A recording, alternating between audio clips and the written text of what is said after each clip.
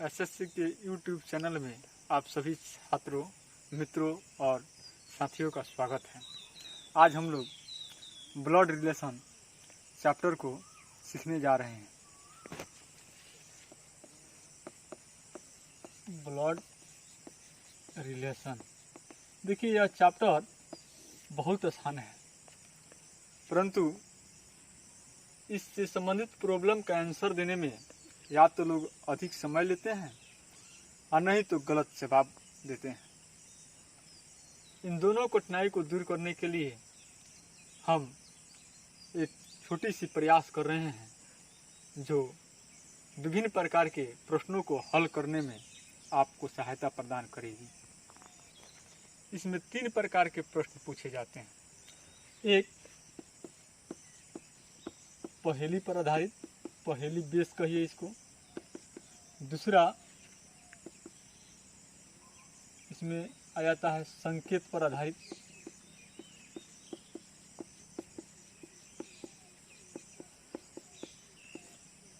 और तीसरा coding base पर रहेगा। पहेली पर आधारित जैसे कहेगा ए बी का भाई है, बी सी की बहन है, ऐसे करके क्वेश्चन करेगा और कहेगा कि ये और सी में क्या संबंध है। संकेत पर आधारित क्वेश्चन जैसे एक महिला एक पुरुष की ओर इशारा करते हुए एक महिला से कहती है कि वह मेरे पति के भाई हैं, तो उस महिला और उस पुरुष में क्या संबंध है। इस प्रकार के क्वेश्चन इसमें संकेत पर आधारित वाले टाइप में किया जाता है। उसके बाद है कोडिंग बेस। इसमें कहेगा ए प्लस बी का अर्थ है कि ए और बी आपस में पति पत्नी है। सी प्लस डी का अर्थ है कि सी और डी आपस में पति पत्नी है। ई माइनस एफ का अर्थ है कि ई और एफ भाई बहन है। ऐसे करके कोडिंग बेस में क्वेश्चन देगा और कहेगा कि एफ और ए में क्या संबंध है। ऐसे इस चैप्टर में 2 ही बात पर ध्यान देना है, एक है जनरेशन गैप और एक है जेंडर। तभी तो कहते हैं कि ब्लड रिलेशन में डबल जी का धमाल है, और यही तो इसका कमाल है। नहीं, यह हो गया डबल जी। इस जी का मीनिंग होता है जनरेशन गैप और इस जी का मीनिंग होता है जेंडर। जनरेशन गैप, इसको समझ लेते हैं क्या है। जैसे दादा दादी, नाना नानी, ये एक जनरेशन में आ गए। उसके बाद माता पिता, चाचा चाची, मामा मामी, फूआ फूफा, ये सब एक जनरेशन में आ गए। फिर इसके बाद पुत्र पुत्री, ये सब एक जनरेशन में आ जाते हैं। तो हम लिख सकते हैं दादा दादी, पिता माता, और फिर पुत्र पुत्री। ये एक जनरेशन हो गया, ये दूसरा जनरेशन, ये तीसरा जनरेशन। ऐसे करके जनरेशन गैप देख लेते हैं हम लोग। अब आता है जेंडर। आप लोग जानते हैं इसमें 2 ही जेंडर की बात होती है, एक मेल और दूसरा फीमेल। मेल को हम लोग त्रिभुज चिन्ह से सूचित करेंगे और फीमेल को सर्किल से।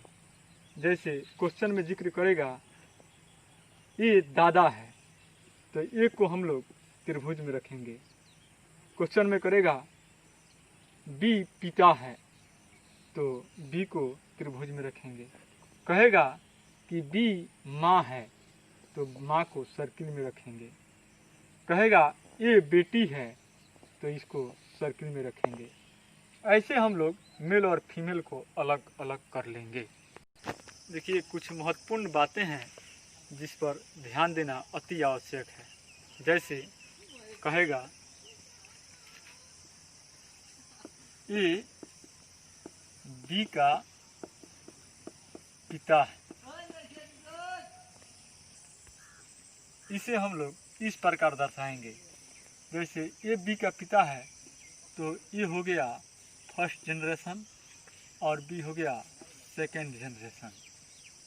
ए बी का पिता है तो इससे स्पष्ट हो रहा है कि ए मेल है और मेल को त्रिभुज चिन्ह में ऐसे लिखेंगे। लेकिन इससे यह स्पष्ट नहीं होता है कि बी मेल है या फीमेल है। यदि यह स्पष्ट नहीं हो तो न तो इसके लिए त्रिभुज बनाएंगे और न ही इसके लिए सर्किल बनाएंगे। एक और रिलेशन देखते हैं। ए बी की माँ है, इसके लिए ए फर्स्ट जनरेशन और बी सेकेंड जनरेशन। और ए बी की माँ है, इससे स्पष्ट होता है कि बी फीमेल है और फीमेल को सर्किल में रखेंगे। लेकिन इससे यह स्पष्ट नहीं होता है कि बी मेल है या फीमेल है। जब स्पष्ट नहीं हो रहा है तो इसके लिए न तो त्रिभुज चिन्ह बनाएंगे और न ही सर्किल का प्रयोग करेंगे। इसमें तीसरी बात देखिए, ए बी का बेटा है, इसको दर्शाने के लिए ए बी का बेटा है। अब इसमें बी हो गया फर्स्ट जनरेशन और ए हो गया सेकेंड जनरेशन। और जो फर्स्ट जनरेशन रहेगा उसको ऊपर, सेकेंड जनरेशन को नीचे। और चूंकि इससे स्पष्ट होता है ए बी का बेटा है तो बी मेल है और मेल को हमेशा त्रिभुज चिन्ह में रखेंगे। लेकिन इससे यह स्पष्ट नहीं हुआ कि बी मेल है या फीमेल है। अब देखिए ए बी की बेटी है, इसके लिए यह बी फर्स्ट जनरेशन और ए हो गया सेकेंड जनरेशन। आज चूँकि ए बी की बेटी है इसलिए इसमें ए का जेंडर स्पष्ट हो गया है और वह फीमेल है और फीमेल को हमेशा सर्किल में रखते हैं। लेकिन इससे यह स्पष्ट नहीं हुआ कि बी मेल है या फीमेल है, इसलिए इस पर कोई चिन्ह या सिंबल नहीं बनाएंगे, न तो सर्किल और न ही ट्रायंगल। जैसे ए और बी भाई हैं तो इसके लिए ये एक ही जनरेशन के हैं तो ए और बी लिख देंगे। और ये दोनों चूँकि भाई हैं इसलिए दोनों में त्रिभुज चिन्ह, और भाई है तो हमेशा मेल ही होगा। एक और देखते हैं, ए बी का भाई है तथा बी ए की बहन है। इसके लिए ए और बी को लिखेंगे। यह स्पष्ट हो रहा है कि ए बी का भाई है तो ए ट्रायंगल के माध्यम से, क्योंकि यह मेल है, और बी ए की बहन है इसलिए इसको सर्किल के माध्यम से, क्योंकि यह फीमेल है। ए बी की पत्नी है, इसके लिए ए और बी को लिखेंगे। आज चूँकि पत्नी है तो दूसरे परिवार से आई है इसलिए इसमें प्लस का चिन्ह दे देंगे। ए बी की पत्नी है तो ए है वह फीमेल है और फीमेल को सर्किल में रखेंगे। बी मेल है और मेल को ट्रायंगल में रखेंगे।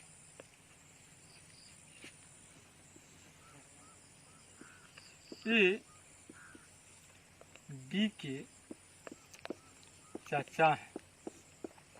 देखिए संबंध दो स्थिति में बनता है, या तो अपने पिता के परिवार से, नहीं तो दूसरी माता के परिवार से। जो पिता के परिवार से बनता है उसे पैटर्नल रिलेशन, और जो माता के परिवार से बनता है उसे मैटरनल रिलेशन कहते हैं। तो ये बी के चाचा हैं, यह पैटर्नल संबंध है। इसमें ए है वह फर्स्ट जनरेशन के हैं और बी सेकेंड जनरेशन के। तो बी को नीचे लिखेंगे। चूँकि बी के चाचा हैं तो पहले बी के पिता को लिखना होगा। तो बी के पिता के लिए हम त्रिभुज बनाएंगे, और इसके पिता के यानी कि बी के पिता के भाई ही चाचा होंगे, इसलिए यहाँ पर एक और ट्रायंगल का प्रयोग करेंगे और इसमें ए को रखेंगे। अब इससे स्पष्ट होगा कि ए बी के चाचा हैं। ए बी के मामा हैं। इसके लिए यह बी है वह सेकेंड जनरेशन का है और ए फर्स्ट जनरेशन। तो बी को नीचे लिखेंगे, और ए बी के मामा है। मामा माँ के भाई को कहते हैं। तो बी के ऊपर सर्किल का प्रयोग करेंगे। सर्किल से स्पष्ट होता है कि इसमें सर्किल में जो कोई भी है बी की माँ है, और माँ का भाई ही बी का मामा होगा, इसलिए यहाँ पर एक ट्रायंगल का प्रयोग करेंगे और ट्रायंगल में ए को लिखेंगे। अब इससे स्पष्ट होता है कि ए बी के मामा है। एक और रिलेशन देखते हैं। ए बी के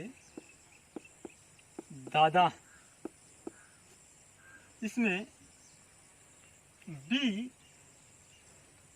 सबसे नीचे वाला जनरेशन है, उसके ऊपर इसके पिता, और इसके पिता के ऊपर इसके पिता के पिता, तब जाकर दादा वाला जनरेशन आएगा। तो हम यहाँ पर पहले बी को लिखेंगे, बी के ऊपर एक ट्रायंगल देंगे। इससे स्पष्ट होता है कि यह ट्रायंगल बी के पिता है, और इस ट्रायंगल के ऊपर एक और ट्रायंगल देंगे और इसमें ए को लिखेंगे। इससे स्पष्ट होता है कि ए बी के दादा है। एक और देखते हैं। ए बी के नाना है। इसको इस प्रकार बनाएंगे। बी को सबसे नीचे लिखेंगे, उसके ऊपर बी के माँ को, और बी के माँ के पिता ही नाना होंगे।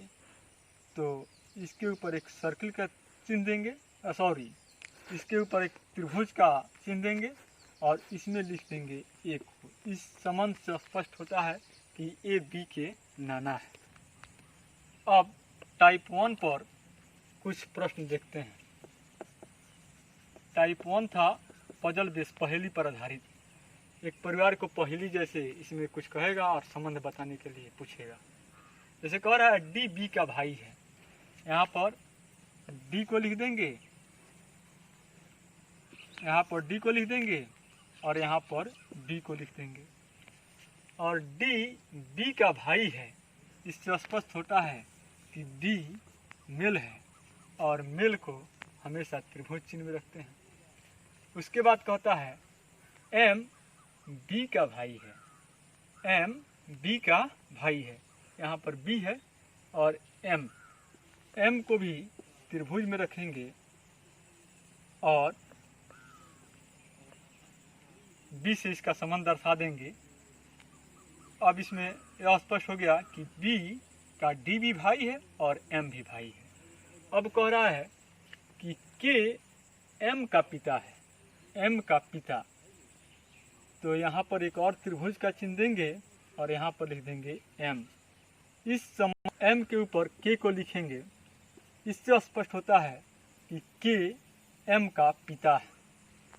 फिर कह रहा है इसमें टी के की पत्नी है, टी के की पत्नी है। यहाँ पर प्लस का चिन्ह देंगे और एक सर्किल का प्रयोग करेंगे, इसमें लिख देंगे टी। अब कह रहा है बी का टी से क्या संबंध है, इस बी का टी से क्या संबंध है। तो यह बी टी का या तो पुत्र होगा नहीं तो पुत्री होगी, क्योंकि इसमें इसका जेंडर स्पष्ट नहीं है। तो इसका आंसर हो जाएगा पुत्र या पुत्री।